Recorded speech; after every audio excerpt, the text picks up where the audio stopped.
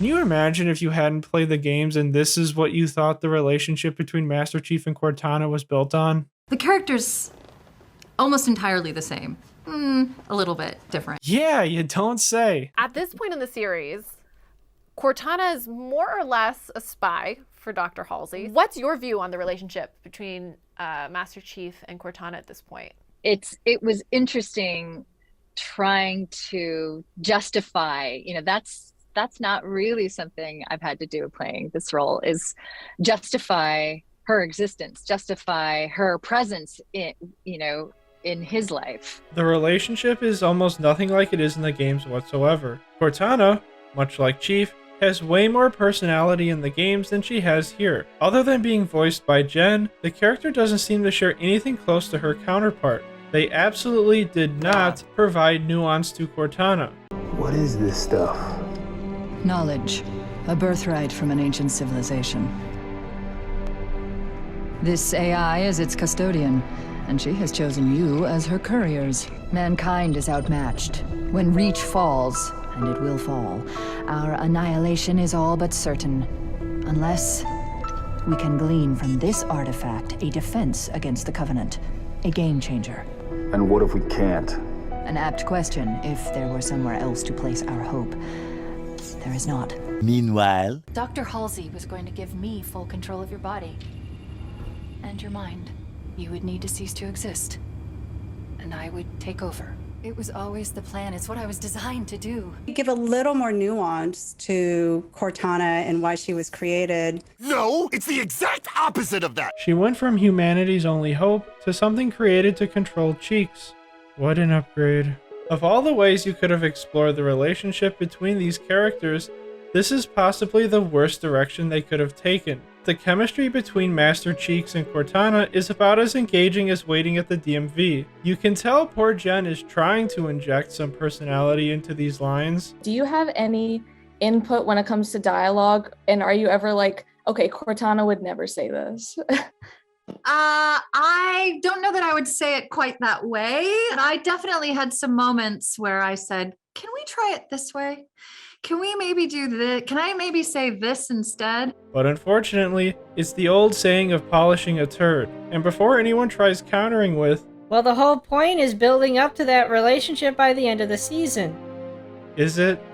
Because it doesn't come across that way to me. I'll touch more on this once we actually get to the end of the show, much later. All I'm asking for is their interaction to have some sort of a pulse instead of feeling like a constant flatline. I don't really blame the actors for this, or the process in which they had Jen play Cortana on set. We do the scene together, and I stand there and do the scene, and then once the cameras start rolling, I have to step away.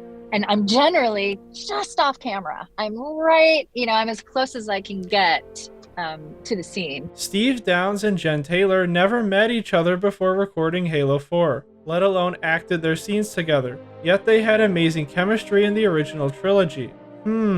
It's almost as if they had better material to work off of. Lines that were so well written and dripping with character, it helped inform the actors. This is probably a good place to remind you all that my comparison to the games aren't simply to say, this is bad because it's different from the games. I'm using the games as an example of how to execute something well that I think the show executed poorly. Like you would do in any other situation when describing why something doesn't work by using an example of something that does.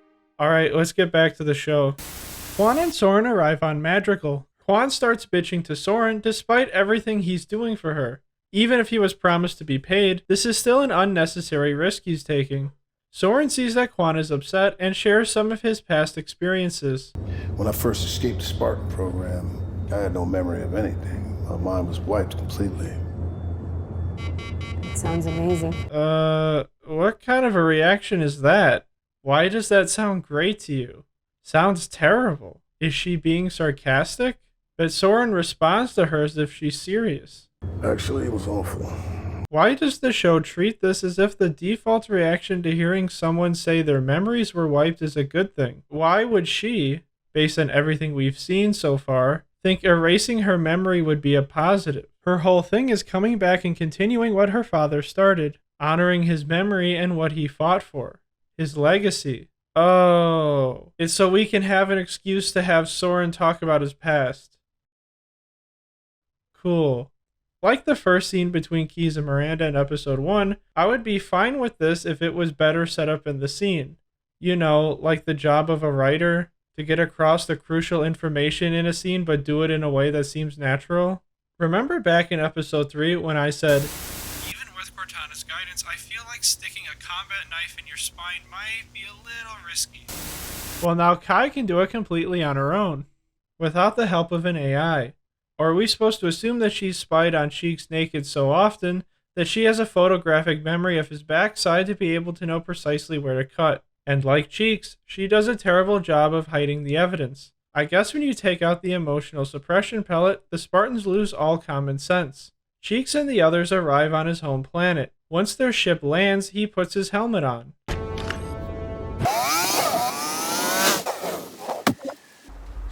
Just to then immediately take it off. Way to troll the fans there, guys. And to live up to his namesake, we get a shot of his glorious Master Cheeks walking around the forest. They find his house, and Cheeks is able to triangulate the area his dad made him bury his drawings by remembering the memory flashes from last episode. Damn, he's got a good photographic memory. What is he? Suits is Mike Ross? Cam Jensen? Quan and Soren arrive at some small town in Madrigal. Quan questions why he didn't park closer, to which he just responds with, Do this my way. She's right though, Soren. Why would you leave your ship so far out of town where it can be easily broken into? I thought this man was supposed to be an experienced pirate, but whatever. The writers needed an excuse later to keep him on Madrigal. Man, I would hate to be in this town on a sunny day, because despite these two and their telescope being directly under this shade, they are still fully lit. Or it's just a shittily composited green screen shot. The Dark Knight Rises guy walks around town for a bit. Then before getting in his truck with his soldiers, he says, Heavy lies the head. What did he say? Heavy lies ahead? Heavy lies the head? What the hell does that mean? Is that a common saying or something? And it comes from a misquoting of Shakespeare. Well, it's good to see that Halo isn't the only source material these writers seem to misrepresent. Soren, being the experienced pirate he is, walks in the open with Quan, who has a hood that barely covers her face, while there is still a high bounty out on her, in the place where they would most be on alert for her. And with all that in mind, Quan sees someone she knows and removes her hood. Come on, man. You can't be serious. I can't talk to you so fast. Finally, someone with some fucking common sense in this show. Hey, kid. Hey, would you look at that? There's a picture of Quan plastered right here, and still no one in this whole crowd recognizes her. Speaking of being stupid and easily giving yourself away, Kai decides to use the gun oil she has to dye her hair red. Apparently in this version of the Halo universe, being more human means being a fucking retard. Why would you do this? Other people are going to notice this, which will raise red flags that you removed your pellet. Something you made clear in the previous scene that you want to remain a secret. You okay? Fine. Yeah. Quan arrives at her dad's memorial, which that guy told her to go to. This is all my father gets. After all he did for his people, the whole city should have turned out. She wants an even larger crowd that would put them all at a greater risk of being found, destroying everything her father fought for. She then sees one of her father's generals and goes to talk to her, asking about the plan moving forward. The general lady explains to Quan that Dark Knight Rises guy made examples of all the other leaders in their revolution. The revolution is over. Clearly, Dark Knight Rises guy making examples of all these people worked in frightening everyone to stand down. Understandable, given the amount of power and resources he has versus them. However, Quan, our ever so lovable protagonist, concludes that this lady must be getting paid off by Dark Knight Rises guy and starts yelling at her. The lady rightfully tells Quan she's putting them all in danger just being here, let alone screaming at the top of her lungs. Quan ignores this warning. You're a traitor, and now you stand and pray and you claim to honor him, but you're all cowards! Screw the forces! Then right on cue, the party van shows up and starts beating everyone in attendance. Well done, Quan. Let's go. Cheeks finds the drawings he buried as a kid. Halsey wants to go back to the ship, but Cheeks has other ideas. He enters his old childhood home. He wants Cortana to simulate what the house used to look like based on his memories? I guess you know what they say about memories. They're a perfect one-to-one reflection of reality. And don't worry, those of you who were scared we weren't going to see Cheeks' facial expressions through this sequence. We get not one, but two different close-up shots of his face. Because why convey reactions through subtle head movements? It's not like there's a series out there that managed to achieve this or anything. Cheeks starts having more memory flashes that I think are being brought to life by Cortana. Are you controlling this? I've stopped projecting. Whatever he's seeing isn't coming from me. Or maybe not. Can I see it? Wait, is he able to talk to his past memory? That's not how Remembering things works. Cheeks confirms that as a child, he stumbled into a cave, similar to the one on Madrigal with the other artifact inside of it. But then, he sees that Halsey was in the house talking to him as a kid.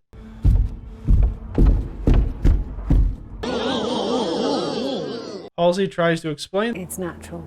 Memories get muddled, particularly where trauma's involved. Though Cheeks doesn't really seem to buy that, but at the same time, doesn't really have any evidence to prove otherwise. We then check in with Dark Knight Rises guy at his private hot tub place, smoking a cigar. In the nude? I want all of you to look at it! He wants Quan dead because he fears she could spark another rebellion. He tasks this lady here to kill Quan discreetly to avoid turning her into a martyr to rally others to revolt. Makes sense. He then walks out of the water and awkwardly stands right in front of her with his Sergeant Johnson just hanging there. Say what? I don't even... why? Look at us. We've got senseless nudity just like Game of Thrones. This is such a mature and sophisticated television program. When you're a writer, you have so many different choices when it comes to how you want to present your scenes and what you want your characters to be doing in them. And this is what they came up with? I would love to be a fly on the wall in the writer's room when they were pitching this scene. Meanwhile, Kai continues doing blatantly obvious things to give away that she removed her pellet, as well as just being plain stupid. Whoa, Kai. It's my favorite Covenant weapon. Can you put that down, please? It's all right. See these holes on the top plate? That's where the needle rounds are primed. You know you can still follow rules and protocol without being under literal mind control, right? Or at the very least behave as if you're over the age of 10. While talking to Silver Team, Miranda then comes to an earth-shattering discovery. You Spartans have spent more time with the Covenant than anyone. No shit. Soren is now realizing that he probably shouldn't have parked his ship so far away. He is about to kill all of the scavengers taking apart his ship and go back home, when our sympathetic protagonist tells him he's breaking their deal. We had a deal. The deal was that I help you find the resistance. We did that. They got their asses kicked by Venture. No. Thanks to you. Quan tries to convince Soren to stay longer by saying that if they can find her aunt, she can pay Soren. They eventually find Quan's aunt while they're being attacked by her guards. Auntie, I need your help. Quan, you should not have returned. Yes. Quan's aunt takes them back to where she lives, but won't let Soren in. For no reason. You get the money? I'm gonna go see a man about a ship. I wouldn't hold your breath there, Soren. Apparently, Quan's dad blew all the family money on the revolution. Quan tries convincing her aunt that they need to continue the fight. The people just need to be reminded of what they were fighting for. Is that all they need? They don't need anything else? That's the only thing holding them back from overthrowing the current dictator? Well, she's just a teenager. Of course she won't understand the complexities of trying to fight against a large, oppressive government. Then why have this part of the story led by a protagonist who isn't capable of understanding that?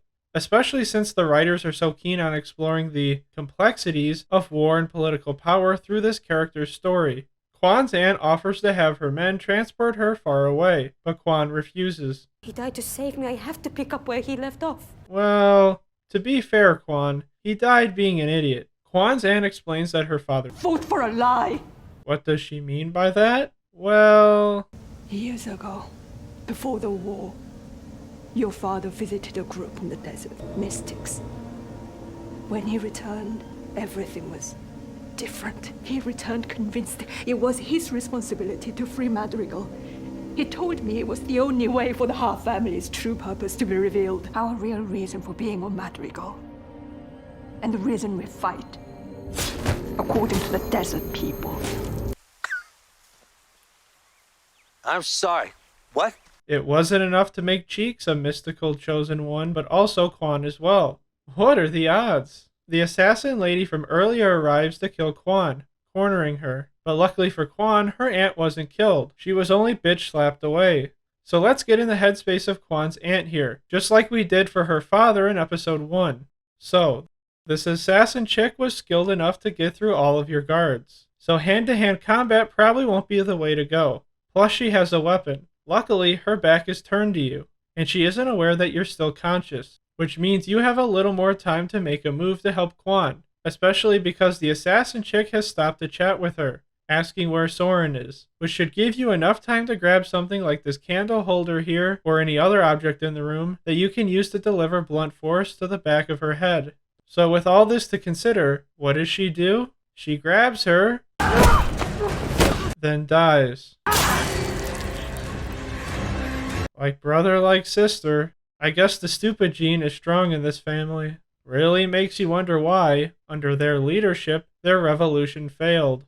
But before Assassin Lady can kill Quan, Soren Ex Machina shows up. The Assassin Lady is able to break through this metal window frame and escape. What does she have, fucking super strength? Maybe, considering that despite being shot in the shoulder, she is able to perfectly wall jump herself onto the ground safely and run away. Quan and Soren try to get to this motorcycle Soren stole, but soldiers, with the aim of stormtroopers, start firing. But luckily for them, Soren has aim assist enabled. Fucking console players. Back on Cheeks' home planet, Pervert Man informs Halsey more and more memories in Cheeks' brain are being unlocked. It's impossible to determine what's hidden in any given neural cluster, so there's no way of knowing exactly what he remembered. All this within hearing distance of Cheeks. Might want to employ better communication methods if you're so concerned about him finding out about this. Cheeks informs Halsey that he remembers the exact place he found the other artifact. They hop in a Warthog to go find it. Meanwhile, in Miranda's lab, her and Kai are still going through Covenant audio trying to translate it. You haven't been completely honest with me. What do you mean? My hair. It's awful. After some more audio sleuthing... Yeah, I have Sacred Ring. Look. Sacred Ring. Halo. He said it! He said it! You were the first person to say the word Halo on the show. Episode 4, you were the first person to call the ring Halo. What a lucky guess. It's almost as if the writers knew they wanted them to call it Halo and inorganically worked backwards from there. Butt sex requires a lot of lubrication, right? Lubrication. Chupacabras, the goat killer of Mexican folklore. Folklore is stories from the past that are often fictionalized. Fictionalized to heighten drama. Drama student. Students at colleges usually have bicycles. Binary. It's binary code. Who's having butt sex? Now, to be fair, the first game didn't exactly do this reveal much better. While the Covenant had us locked up in here, I overheard the guards talking about this ring world. They call it Halo. Combat Evolved Anniversary. Which is something they could have at least improved on in the show, but of course they didn't. In fact, they made it worse. At least in the game, it makes sense that the Covenant probably got the name from reading Forerunner text. They didn't just randomly stumble onto calling it that and somehow guessed right. Miranda has Kai Pinky swear to keep what they found to themselves. It's our secret. Miranda then ends the episode with a monologue that's meant to be all deep and profound about Halsey's view on humanity and the world, while intercutting with different storylines. She's convinced there's something out there just beyond our reach, an answer to our eternal questions. Who are we? Where are we heading? What is our true potential? It's one of life's great mysteries, isn't it? We end on Halsey looking at the other artifact, then Cheeks, while Miranda says, Kai, your act of rebellion could just be a glitch. But if I know Dr. Halsey, she doesn't tolerate glitches. Oh no, is she gonna kill Cheeks? Oh my god. We start episode 5 with a flashback. Halsey and Keyes are looking to adopt a child, while we, the audience, know they're there to look for suitable subjects for the Spartan program. There are a group of kids playing on this makeshift bridge. when one of them trips and is saved by a young John. This sells Halsey on him being a good Spartan. I might be reading too much into this, but maybe this whole stunt is secretly a 5D chess move on this organization's part. Look at how unsafe these kids are under our care. You better adopt them before they accidentally kill themselves.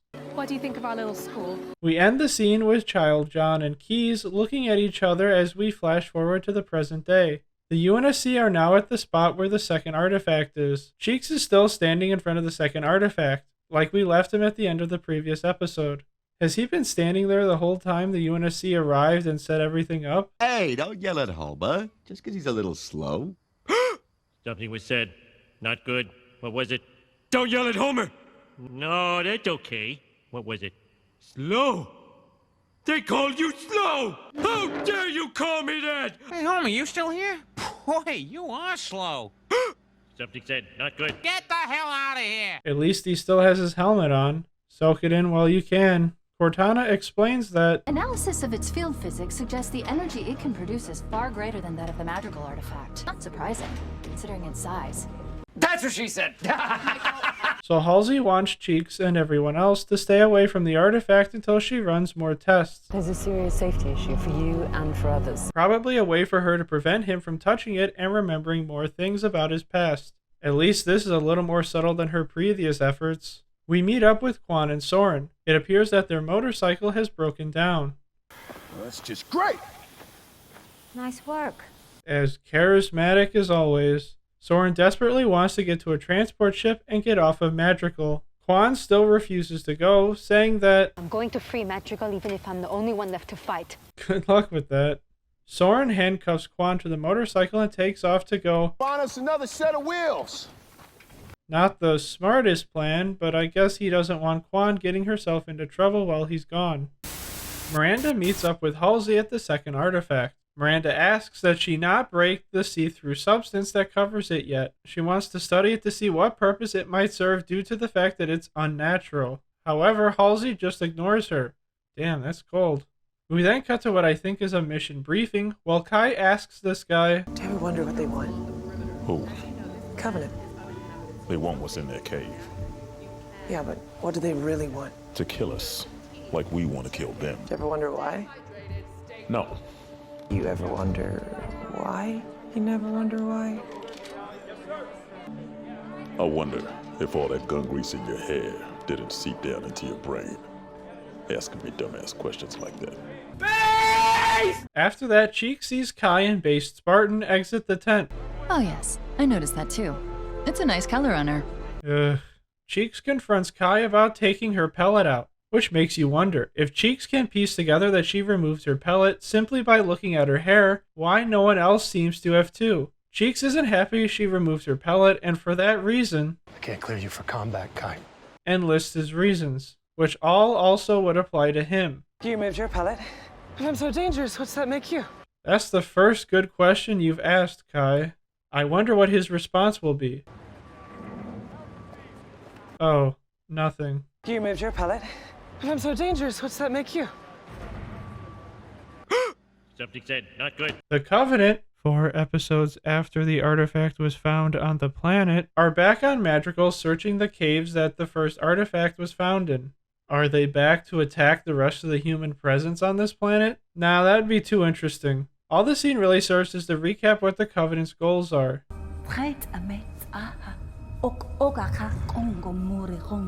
In case people randomly jump into this episode without having watched the prior episodes of a streaming service exclusive show that has every episode listed in chronological order. It's funny to see Makia ordering Covenant soldiers around, especially knowing what is revealed at the end of the season. This elite has to be thinking,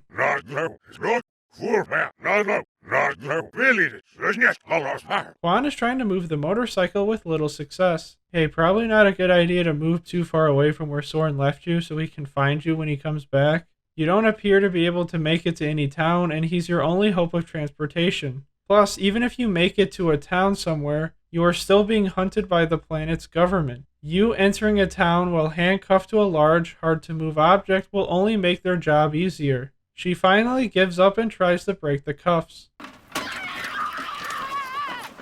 That's what you get, you dumb bitch! After smashing a bunch of rocks on it, she is able to break off a piece of the motorcycle she's cuffed to. Wow. You'd think a motorcycle like this, which appears to be designed to be driven in an off-road environment, would be built a bit sturdier than that. Cheeks talks to Keyes about his memories and how he can't trust Halsey anymore. Keyes asks if he's talked to Halsey about this yet. Well, I came to you first. You're my captain. Raising the dramatic irony for the audience. Because we know he was also in on it from the opening, and Cheeks really shouldn't be trusting him. You'd think with the revelation that Halsey, the person who was basically a mother figure to you, was lying about something so big, you'd question if everyone else in authority was also in on this. Speaking of, Keyes immediately brings this up with Halsey and Parandowski. This causes Parandowski to threaten to cut Halsey's funding off, but Halsey threatens her back. I wonder what Admiral Hood will have to say about that. What does Hood have to do with all this? Nothing yet. But if the whole truth is revealed, he'll obviously be worried about his own liability. He'll be looking for a scapegoat. Are you really trying to blackmail us? To be fair, you started it. Keyes also wants Miranda off the project because Her hands are clean, I want to keep them that way. creepy scientist guy can't help but be creepy even when just pointing a laser at some rocks. But then suddenly... Oh boy, luckily that crane fell to the side there. It also sends out a signal to the rock that housed the first artifact that only McKee can see when she touches it. How does this even work? Also lucky for her, she arrived there at the same time this happened.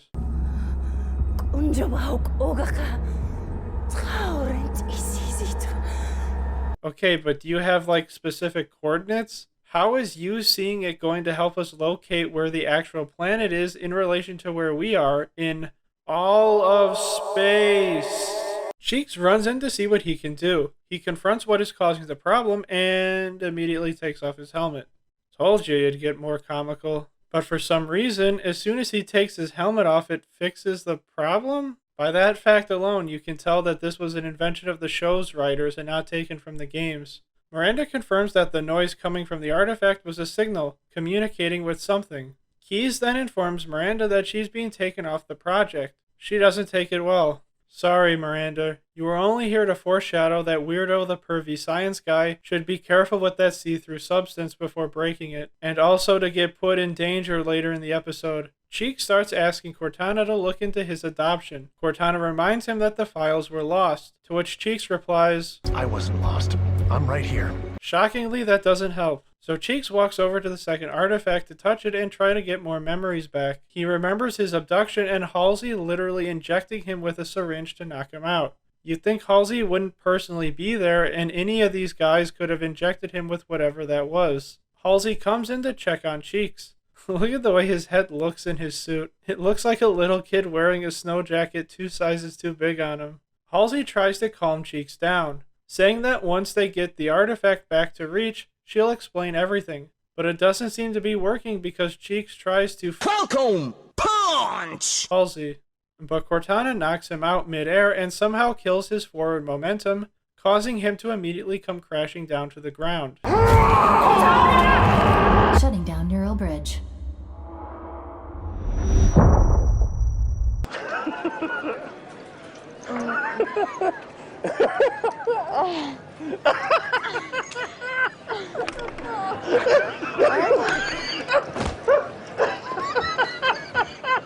That must be all that clear thinking he can do now that his pellet is gone and won't affect his judgment whatsoever. You moved your pellet. If I'm so dangerous, what's that make you? Hypocrisy! This whole sequence is a perfect way to encompass everything wrong with the show. Master Chief is my character, and his role is providing general badassery. Back on Madrigal, Soren returns with a vehicle, like he said he would. He finds that Quan has escaped her cuffs. Soren approaches the motorcycle as we see Quan emerge from the sand. How she was able to cover herself with this blanket on is anyone's guess. Then Quan, being the likable protagonist that she is, knocks out Soren, takes his gun, then points it at him and seriously considers shooting him. Man, how can you not root for this character? Cheeks is then woken up by a Marine. He gets up and asks Cortana where Halsey is. Cortana rightfully withholds this information. Cheeks then starts to walk out of the area, about to go look for Halsey when... Slip space rupture detected. So if the Covenant didn't show up, was Cheeks just gonna go look for Halsey to murder again? Also, what did these Marines think happened here? Did Halsey not report Cheeks' attempt at murdering her? Did she just tell them, oh, he just tripped and knocked himself out? Did she just tell them that, oh, he just tripped and knocked himself out? The Covenant knocks out one of their ships, so Cheeks and the rest of his squad are tasked with bringing the second artifact to Miranda's ship. You do realize these orders came from Halsey, right? The person you share the same goal with? Kai, stay back with the Marines. Keep us covered. Yes, Chief. I can't clear you for combat, Kai. Hypocrisy! We now arrive at the point in the show most fans have been waiting for since the opening of the first episode, for the Covenant to show up. And some viewers must have been so starved for Covenant battles that they gave this a pass thinking that it looks cool. Oh, yeah, they got the Banshees. Oh, those grunts! Jackals! Oh, grunts! I saw a grunt. Yeah.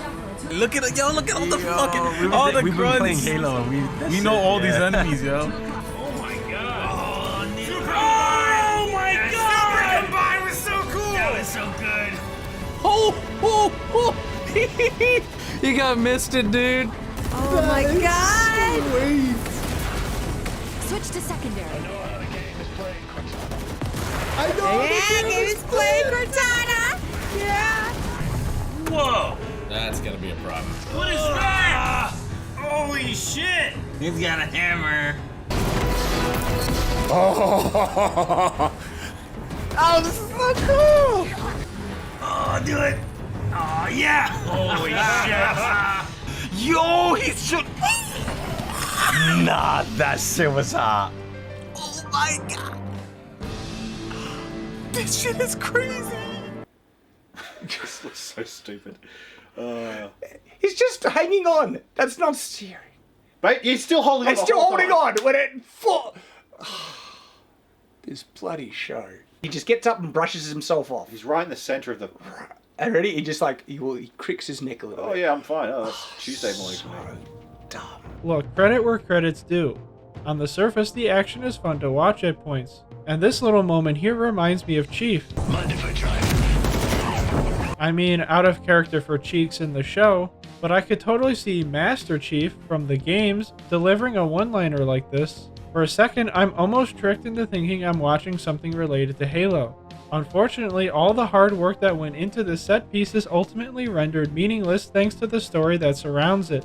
It seems to be a common thing in big Hollywood production these days, where you have a team of very talented animators, visual effects artists, stunt coordinators, stunt performers, fight choreographers, and all the other people that work so many hours, most of the time under crunch with very little pay, only to have it undercut by lazy, uninspired writing. Action sequences are only as strong as the narrative holding them up. Without an emotional connection to the characters, the plot, and the world, it all rings hollow. It just feels like we're putting the story on pause for a moment to jangle some keys in front of the audience so they don't get bored. For example, look at the fight scenes from Star Wars, the originals. Every fight advances the story in some way. The characters have clear motivations and relationships with each other that help add some emotional connection and investment. Having two or more characters with different goals that are clear and defined clash with each other makes us invested in the outcome. And the action and visual effects help engage us on a visual level, helping us buy that the fight is real. This way the writers and the people involved in these action sequences lift each other up by complementing each other's work, instead of one set of people having to carry the other. Miranda's ship gets blown up and Halsey leaves to go rescue her, showing that behind the cold exterior, she still cares about her biological daughter. I think. Wonder if that'll be touched on or expanded later in the show. Nope. Kai starts suffering from an anxiety attack from witnessing all the Marines around her getting brutally killed. As a result, she loses focus and gets blown up. Cheeks goes against orders and rescues Kai by jumping on this Banshee and then kamikazing it into the Phantom above her, which he somehow survives without a scratch and is immediately able to fight enemies with no injury. where we got to see, the real face of war. Kai protecting Marines the best she could, and then Chief protecting Kai, even at the temporary cost of the mission. Where we got to see, the real face of war. Then this weird beat happens where Cheeks just beats the shit out of this elite while Kai is saying... Is the show trying to say that now that Cheeks has removed his pellet, and therefore is more emotional, he is letting his rage get a hold of him? It doesn't go anywhere or lead to anything later. It's just dropped seconds after he stops. Is this meant to be a triumphant moment? But the way this is shot, edited, and sound mixed conveys that Cheeks was overly aggressive here, which means the show has now just presented 3 examples back to back as to why Spartans should have their emotional suppression pellets in. Cheeks lost his temper and aggressively started beating the shit out of this elite because he went against orders to save Kai, because Kai's guard was down due to suffering from an anxiety attack, and because of all this, the Covenant were able to get a hold of the second artifact. Before the Covenant out of there, they drop McKee off in a drop pod, I guess to make it seem like she's an escaped prisoner so she can infiltrate the UNSC. And on that, we end the episode. Just over halfway through now. We open episode 6 with Cheeks getting constant flashes from when he was a child, staring at Halsey with murderous rage. Yet she smiles back at him as if he didn't try to murder her hours ago. He's sitting next to Kai, who is severely injured from last episode. Wait, she got injured like this from getting shot at, but Cheeks is perfectly fine after ramming a Banshee into a Phantom at full speed? Okay, show. After staring at Halsey some more, Cheeks thinks up a great plan. Murdering Halsey again, but this time with chemicals. Cheeks locks Halsey in this room and forces Cortana to take control of him to open the door. Open the door right now. Make me. Again, Sho, you're kind of proving how important having the pellet is, because without it, he turns into an irrational murdering machine. John, please.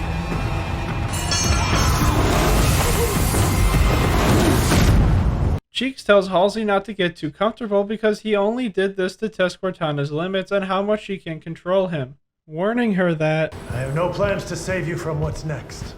Hey, Cheeks? Probably not a good idea to inform Halsey you're gonna try again. She still has Cortana in your head. Even though you think you've established that she can't literally control you like the Manchurian Candidate, she can still inform Halsey on everything you're doing. Now, you'd think after murder attempt number 2 and the threat of a third would inspire Halsey to take care of Cheeks. Keyes, Parandowski, and some other people discuss what should be done with McKee. She's willing to give them intel on the Covenant, but only wants to speak with Cheeks. Keyes and Parandowski seem to think this is a good idea. Chief has debriefed hundreds of people. He can tell the difference between an informant and a spy. Perhaps the old Master Chief could do that. But this one was at least partially responsible for the loss of the second artifact. Parandowski deflects by trying to make this about them questioning her rather than the Spartans. Apparently Lord Hood wants to dissolve this section that Parandowski is in command of and have the Spartans serve directly under the UNSC. Don't know why they weren't already. The committee needs results, so they'll find someone to blame. I guess this is extra pressure on Parandowski to find the second artifact and get it back from the Covenant. Cheeks is sent over to talk to McKee. Give her hell, Chief. Squid heads don't take hostages. Whoa, squid head? Jeez, dude. I know there are enemies and all, but do we really need to lower ourselves to that? Cheeks starts off with some good cop tactics, assuring that he'll get her more comfortable clothing. Then McGee says, You're the demon.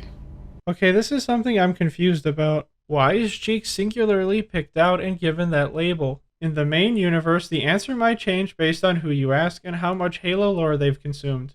If you Google it, it says that the Covenant refer to all Spartans as demons. Or another explanation is that the Covenant view all humans as demons. I always thought it was because of the events of the original Halo game, which I guess doesn't necessarily contradict the other two explanations, as they could see all humans or Spartans as demons while thinking of Chief as the ultimate demon. In the games, they don't start calling him demon until Halo 2. The demon is here? But that could just be because they didn't speak English in the first game. But I feel like the logic makes sense. And at the end of the first game, spoiler alert, Chief blows up the only Halo ring they've been able to find at the time. which would make him well known to the Covenant, as well as being labeled a demon who destroyed their holy icon. This demon, this Master Chief. By the time I learned the demon's intent, there was nothing I could do. TLDR, the Covenant calling him Demon in the games makes sense. The Covenant calling him Demon in the show? Not so much. We saw this back in episode 2 with the UNSC referring to him as this big icon of their military. The show wants to give him the legendary status he has in the games from both sides of the war without any of the context that would allow it to make sense.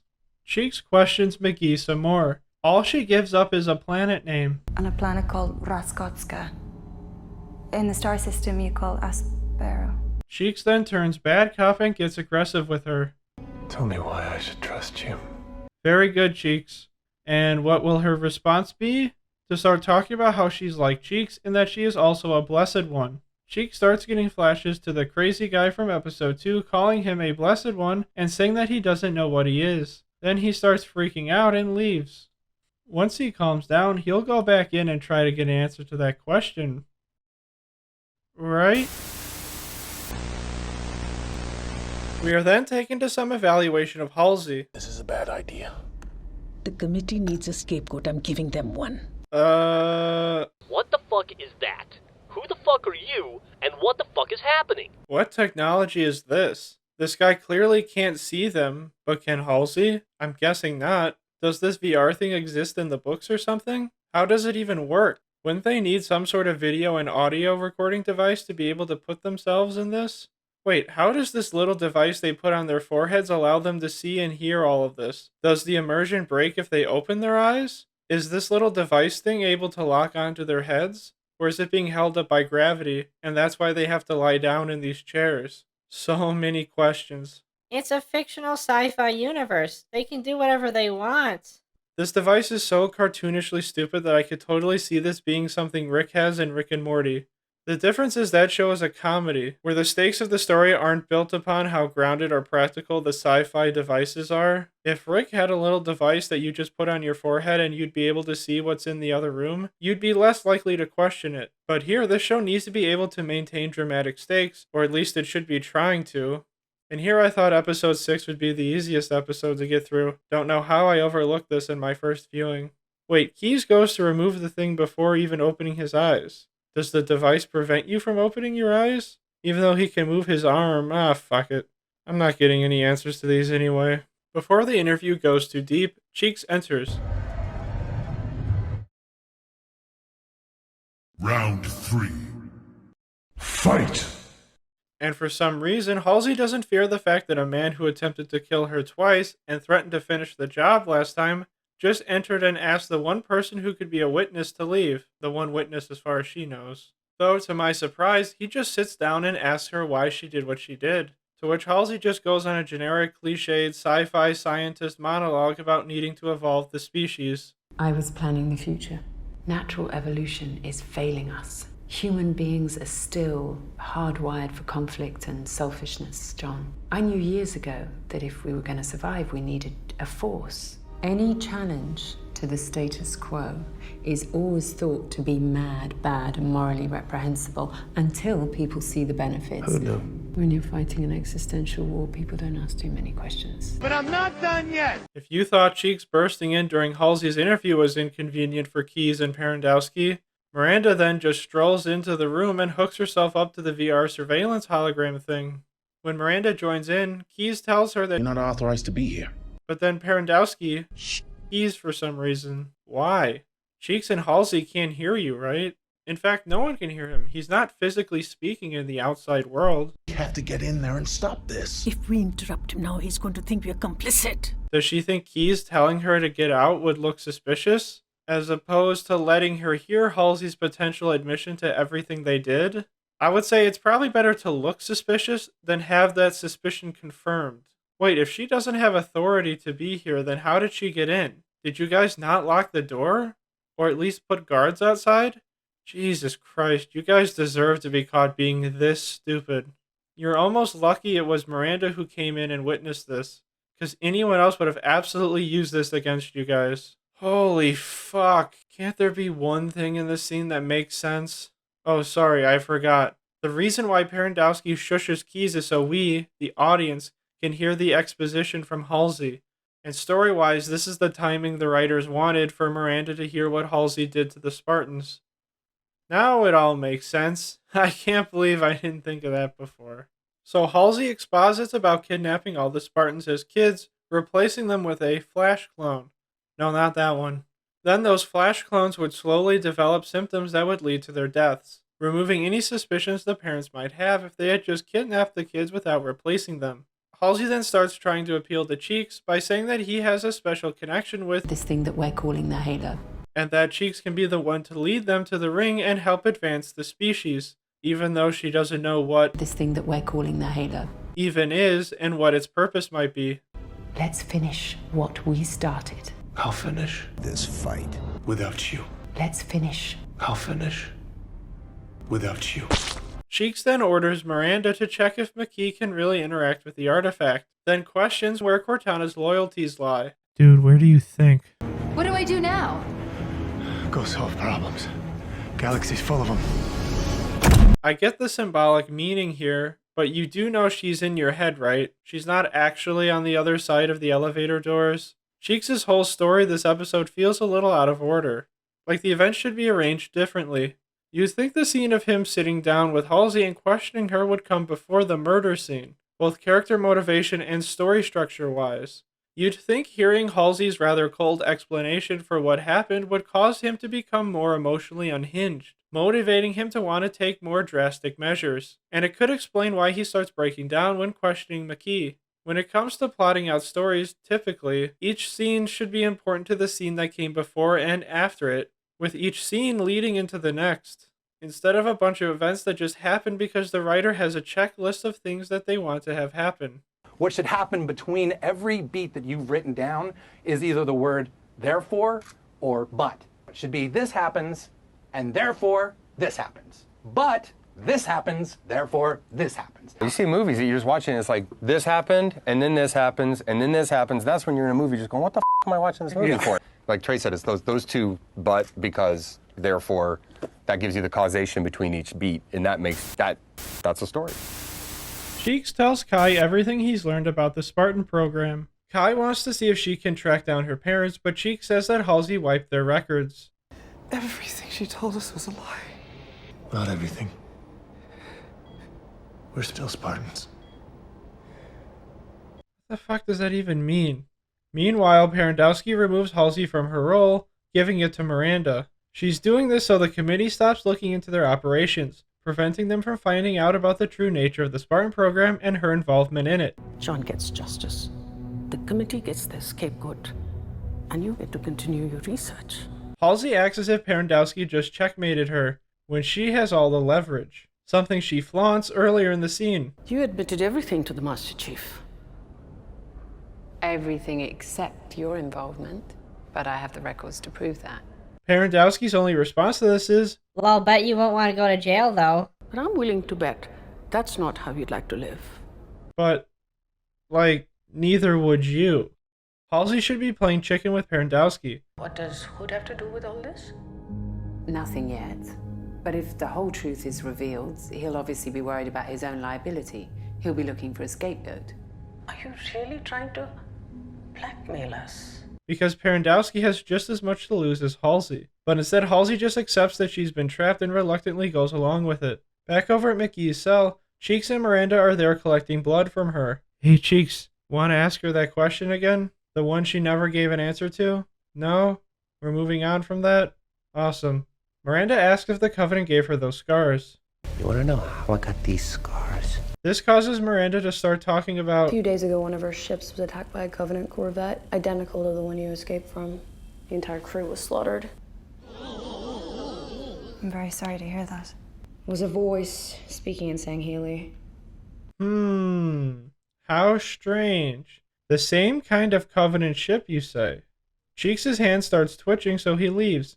He goes inside a Pelican, Condor, or Super Condor.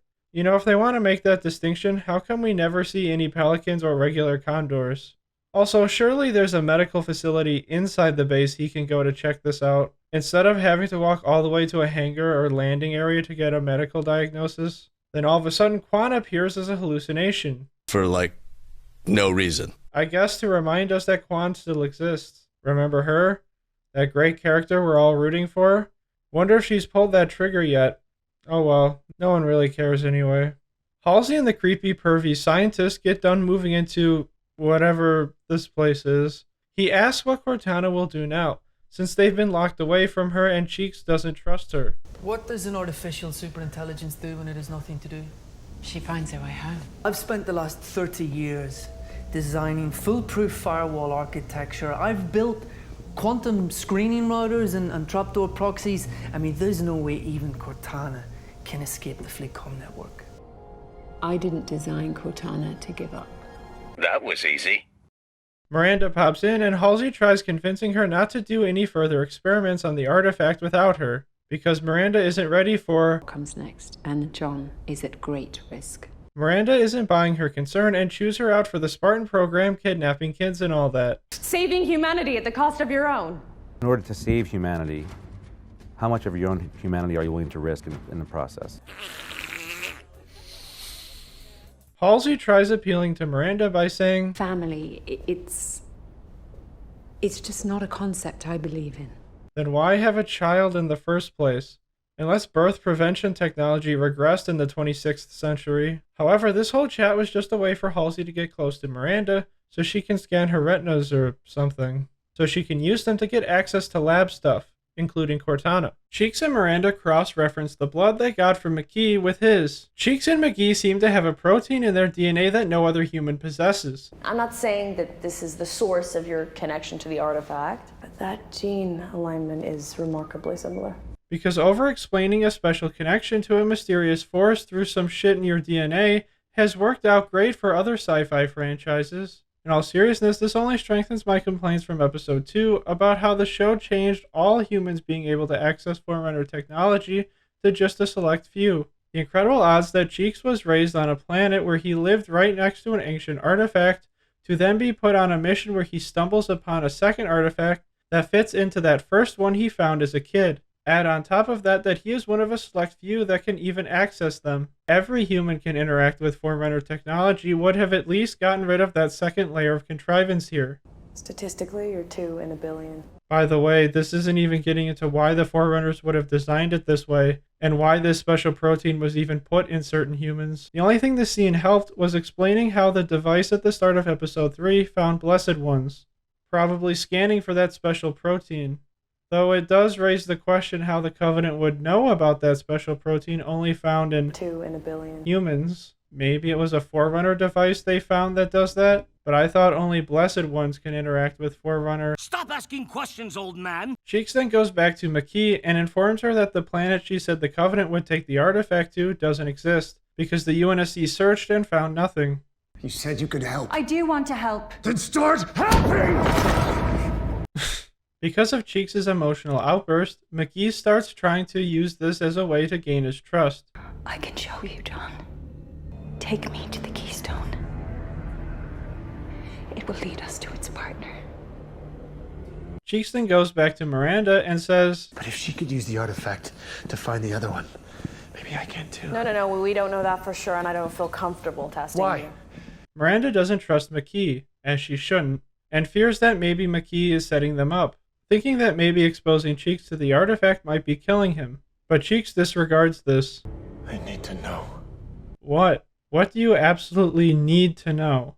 Where the artifact is? Or more memories? Because haven't you already gotten most of the answers you were looking for? What is so dire that you want to risk your life to find out right now? They both head to the testing area where the artifact is. He's testing the artifact on his own. With Dr. Keyes assisting. They have no idea what they're doing. As opposed to the other times he went in there and touched it without a clue as to how the hell it works. I swear, almost every episode has been, oh my god, Cheeks is gonna touch the artifact. You shouldn't do that. It's dangerous. I gotta do it. I need to know stuff. Like every time. Do me a favor. What's that? Don't die. Haha, funny. But if he dies, the UNSC will blame you, destroying your career, and killing the one guy who can interact with these artifacts. The only other person you know who can is a prisoner who you have suspicions of being a Covenant spy. Maybe proceed with a little more caution, no? Actually, that brings up another point. They should really be testing everyone in the base to see if they have this special protein now that Miranda has made this observation. If at the very least to hedge your bets, in case Cheeks kills himself here. He goes and touches the artifact, this time causing McKee to freak out too. I guess because she's close by this time? After a bunch of tense music and quick cutting with Cheeks doing his usual grunting while touching the artifact, Cheeks and McGee are teleported to a halo ring. There it is! There it is! In their heads, I think. This raises so many questions, and depending on how accurate they are to the canon of the games, this doesn't make any sense. Why would the Forerunners leave artifacts buried throughout the galaxy that would lead a special group of humans to a halo ring, considering what the purpose of these rings are? Guess we'll find out later, because that's an end to episode 6, everybody. Thank fuck. Before we get any further into the show, remember in an earlier episode I was talking about how the show thinks it's posing interesting questions, but ends up answering them in the most simplistic way possible. I want to dive deeper into that here. The episodes we've seen so far have been trying to give off the sense that they're these deep and complex stories that are tackling complicated questions with nuanced answers. Take Halsey for instance. She's portrayed as clearly in the wrong, when in the games she's seen as much more complicated. Halsey creating the Spartan program was definitely shady, but if she hadn't, humanity might not have stood a chance against the Covenant, which creates a complicated question. Was the Spartan program and Halsey's actions justified? And depending on your own worldview, you might have a different answer from someone else. There's no clear answer, making her an interesting character. However, in the show, Halsey is only seen as an evil mad scientist. Every character, and even the show itself, seem to view Halsey as clearly in the wrong. The show gives nothing for fans to discuss. She's just a bad person. She doesn't care about Cheeks or any of the other Spartans. As we'll see later, Once we have McKee, we'll no longer need John to activate the artifacts, which means you'll be free to assume full control of his body and consciousness, just as I promised. oh man, I have so much to say on that scene once we get there. All she seems to care about is her vague mission of advancing humanity, and doesn't seem to care about the damage along the way. Speaking of complicated, Halsey and the Covenant have very similar aspirations for the artifact. Do you think that Halsey recognizes that? And if she does she even care? Their intentions are different, but the way of going about them is very much the same, which is sort of scorched earth. As McKee notices when she talks to Halsey via hologram, she kind of says, wait, you're sort of the same in many ways, you know? And I think that's what makes Halsey such an interesting character. No! The only moment in the show that goes against this is when she goes over to help Miranda when her ship gets blown up in episode 5. But given all the other examples in the show, and the fact that it's never explored deeper, it comes across as Halsey acting out of character more than it does making a statement about her character. Whereas in the games, Halsey did share a bond with the Spartans, especially John, making their dynamic more interesting. If 343 ever wanted to show it. This also applies to the Spartan program as a whole. In the show, decades of brainwashing and indoctrination are undone by simply removing a pellet in your spine. You can then clearly see what you were told and believed for most of your life was a lie, without any doubt. But Master Chief touching the artifact also helps him shake his programming. But what about Kai? She didn't touch it. Well, it didn't affect her like it did Cheeks. The whole pellet in the spine thing is not from the games. They were created for the show, which begs the question, especially when their goals is to make Halo more nuanced, why you would write a device that treats the subject of brainwashing and indoctrination as easy to fix as flipping a light switch. But even with this premise of taking out the pellet instantly breaking you out of mind control, there's still a better way of providing more nuance than what they did. Shocking, I know. Cheeks and Kai should be stricken with PTSD and guilt for the things they've done, like all the people they assassinated, like Juan's mom. You'd think they would want to explore the guilt, especially having one of your victim's children as a partner would be something to explore. They kind of play with this idea with Cheeks, but it's only because some magic space artifact is trying to communicate with him or something. It'd be like Bucky Barnes, aka the Winter Soldier, in the MCU. As soon as he was fully de-brainwashed, he still suffered from PTSD and guilt for what he did as the Winter Soldier. Even though it was entirely against his will, he still has to live with the memories of what he was forced to do. Too bad it's barely touched on in this show too. You know, one of my first attempts of making a long-form YouTube video was a complete breakdown of the show. Still have notes and a partially written script for it. Maybe one of these days. Another opportunity they missed with this is having different perspectives on the Spartan program. If we want to commit to the dumb logic that touching the artifact completely changed Cheeks' outlook, then someone like Kai would be a perfect character to have a different perspective on the program. That isn't just Halsey and Pervert Guy. She could still think what Halsey did was wrong, now that her pellet is gone, but still sees the necessity of having the Spartans when fighting against the Covenant. Because Cheeks is also being guided by the artifact and therefore giving into his emotions of anger more, Kai could be the more logical counterbalance to him. They can even have it that she sees the fuck-ups they made at the end of episode 5 and blame the fact that they didn't have their pellets in. Then the two can have an argument about what is more important, their free will, or being able to be an efficient soldier when trying to preserve humanity. You see, we can even work in your theme here. This gives fans the ability to side with either Cheeks or Kai, if the show can have them both reasonably argue for their perspectives. Even with all the stupid shit the show has, with these slight tweaks, it could have at least provided that nuance the writers so desperately wanted us to think they provided. That's if we're still working within the shitty premise they set up though. I think it goes without saying, but I would totally scrap everything and start over from scratch if I had the opportunity. Telling a more faithful adaptation of Combat Evolved. Boy, wouldn't it be more interesting if we could get a glimpse of a more faithful adaptation of Combat Evolved from someone who clearly played the game and has a lot of passion for it, even if it was just in screenplay form. Alright, here we go. The final stretch of episodes. Almost to the finish line, ladies and gentlemen. Let's get these last...